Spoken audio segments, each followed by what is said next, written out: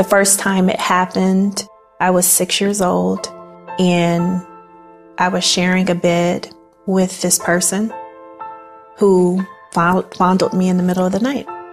Akila Brayboy was just 6 years old when another young girl first touched her.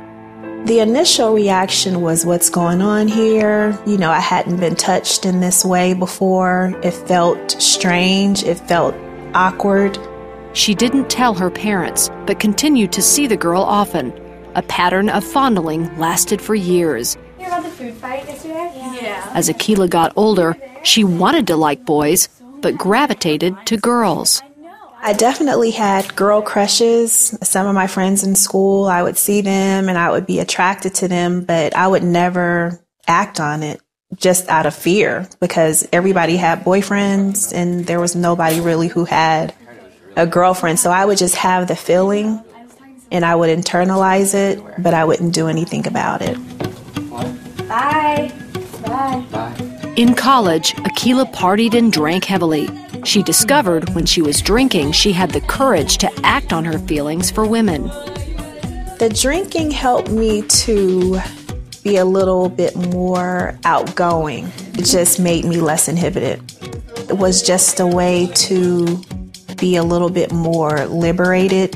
Eventually, Akila had a steady girlfriend.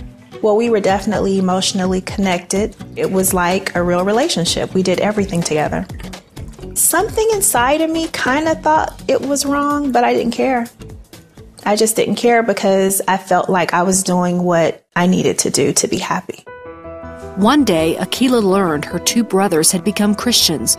They told her about Jesus. They were very zealous and very passionate about the gospel of Jesus Christ, and they knew that I was partying, I was drinking, I had a girlfriend, and so they would have their Bibles and sit me down and go over scriptures just about salvation and about homosexuality and how God felt about it and how it was wrong and abomination. And at that time, I didn't really care. I was like, whatever, I'm out of here.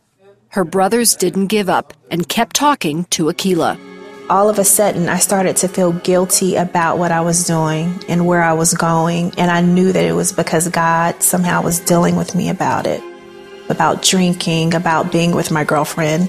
Things just started to shift. There was like a major shift in my life. I started having these guilty feelings about it, like you shouldn't be doing this. One night, Akila drove home drunk.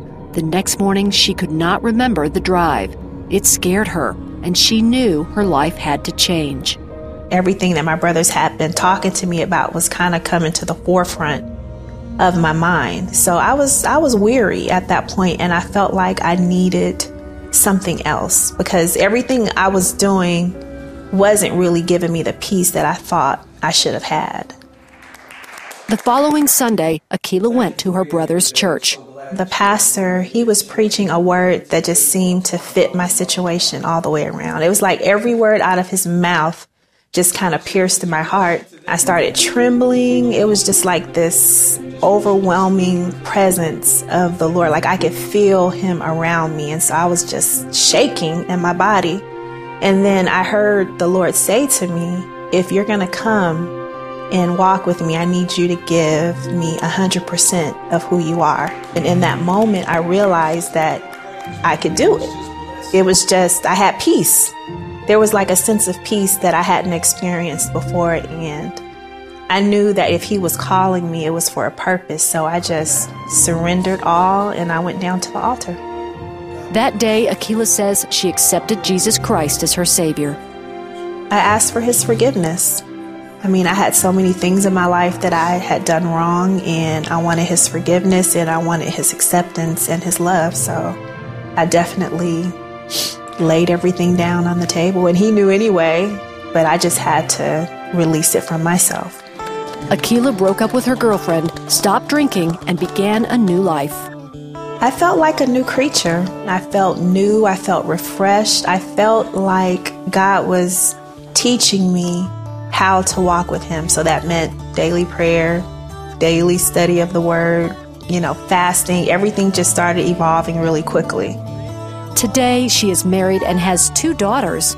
It's been a process of him renewing my mind a daily process, an ongoing process of him showing me his way and what it means to be a woman of God and what it means to be a wife and what it means to be a mom.